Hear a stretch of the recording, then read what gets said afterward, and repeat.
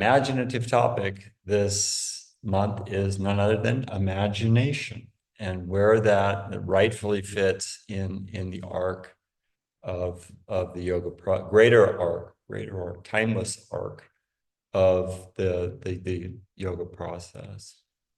Some of you might know Jeremy Wolf, right? He's a pretty well-known teacher here in Denver, and he and I have this ongoing thing where we just share little nuggets of wisdom with one another. A little like I'll take a picture of something that I'm reading and send it to him, and vice versa, and then we comment. Actually just tell little jokes back and forth at one another. And most recently, I sent him this little chart about mythology and culture and a succinct little stick figure grade chart. And it said on one column, you had what they called the gaze of Western mythology. I love that word, the gaze of Western mythology, like the view that we're coming from. And then there's so many implications that come from this gaze, right? So the gaze of Western mythology is something like problem, action, and solution. Isn't that tidy? Isn't that nice, right? And you don't have to look very far to see the echo of that gaze throughout the culture, right? And in Indian mythology in particular, the equation goes something more like this: problem, action, solution, new problem,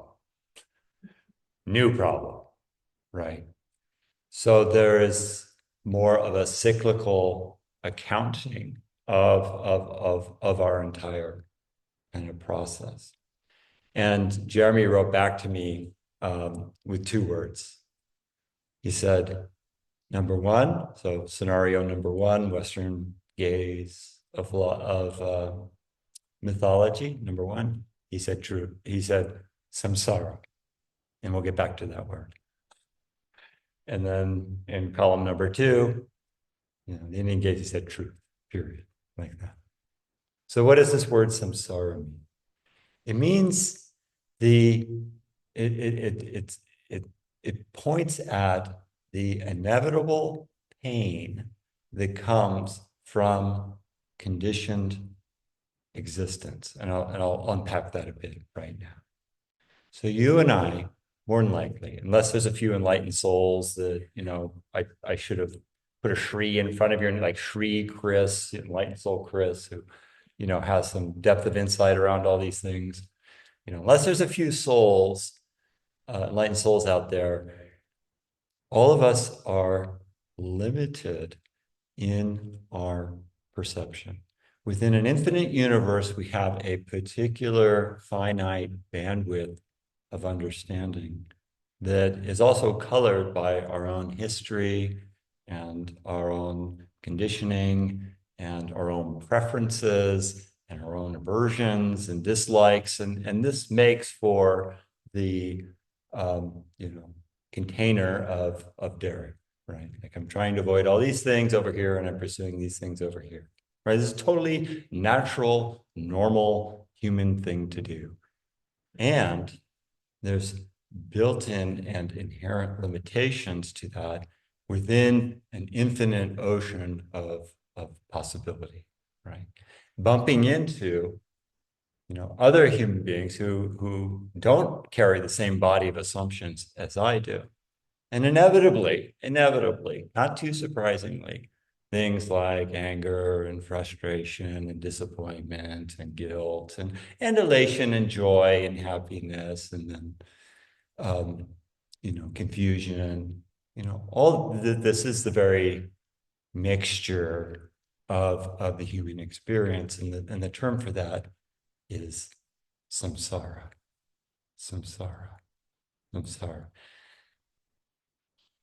At what point are things utterly enough?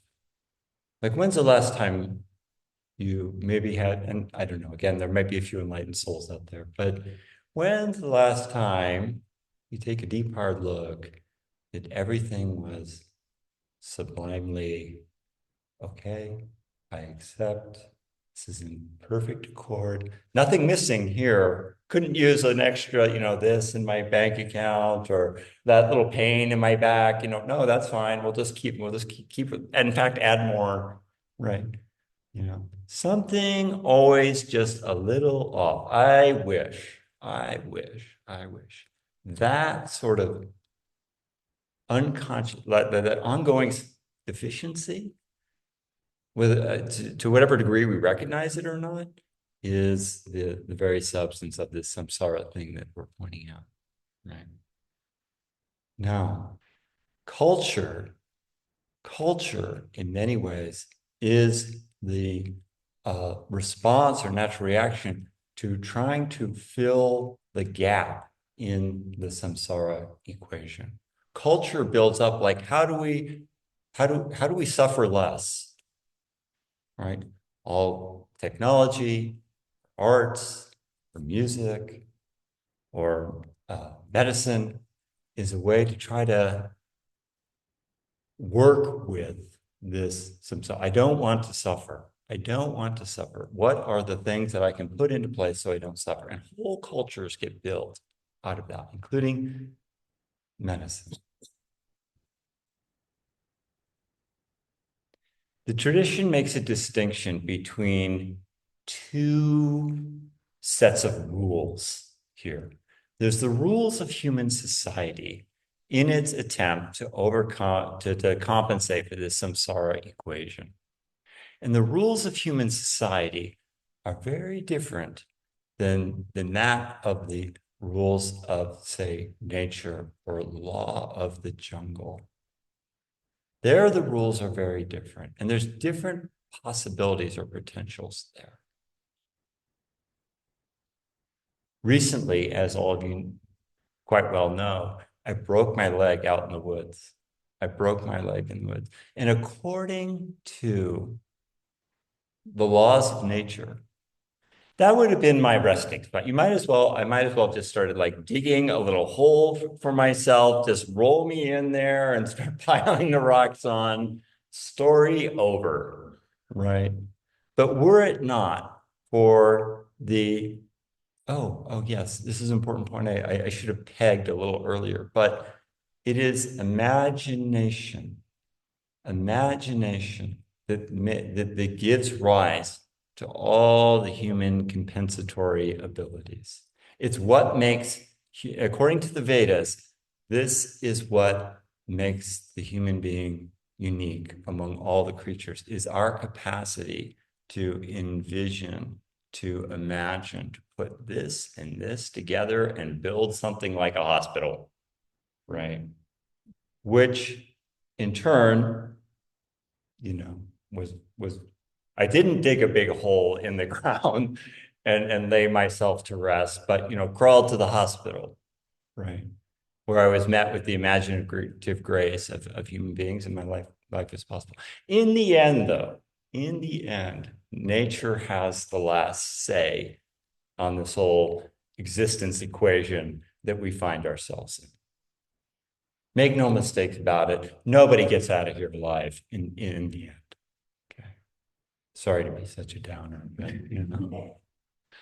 facts, right? So, but that is like a significant point of difference in this human imaginative culture and just call it bluntly, law of the jungle, right? And how we shoehorn all this into moving our body about and doing some triangle and a bit of stretching is a bit of a reach, but I'll close with this.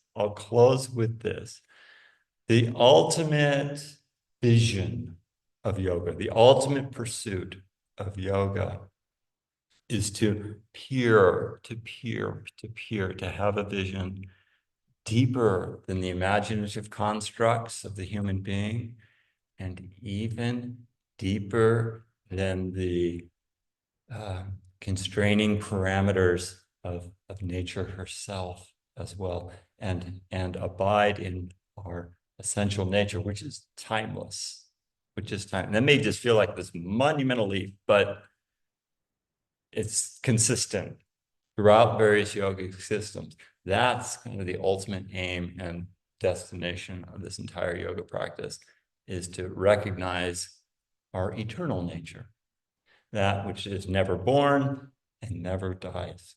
And again, that may sound like, whoa, that I just came here to fix my back and loosen up my hamstring, and now we're talking about the deathless. But, it's, you know, were I to leave you at, nobody gets out of here alive, that would be a little gloomy. So there's like there's a light here for all of us as well.